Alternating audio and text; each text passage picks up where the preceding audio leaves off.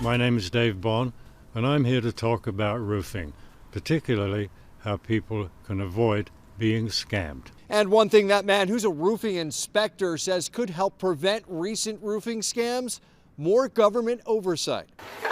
Dave Bond, a roofing inspector, I investigate roofs at the request of homeowners. Has watched several stories CityNews has been doing on recent roofing scams in Toronto, and he says this to homeowners. Got to be very careful with this.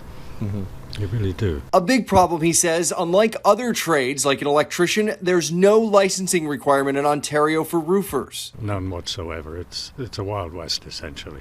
You can get a truck, a couple of guys or your brother and his friends, and go do roofing. That's it. Which he says opens the door to scams and subpar work. I see at least once a week a disaster. One that I recommend should be taken off and replaced.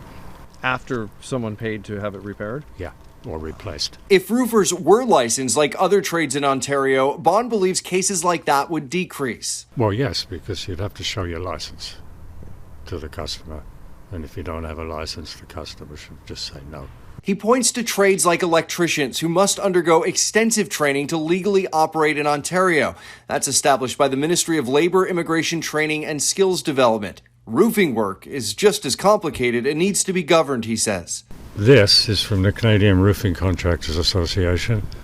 It's all about roofing. It's all in here, everything. So any roofer worth his salt will know this stuff. Most roofers, the ones we're talking about, haven't got a clue about this. In Quebec, roofers are legally required to have a license before doing any work, but not here in Ontario. There is a certification issued by the ministry, but unlike other trades, it's not compulsory or a requirement. When asked why, a ministry spokesperson told us, quote, Skilled Trades Ontario is responsible for recommending a trade for compulsory classification and does so on the basis of industry demand and consultations. There's no plans to change that. Bond says it's time they do. Because it opens the door to people who don't know what they're doing. Taney, City News.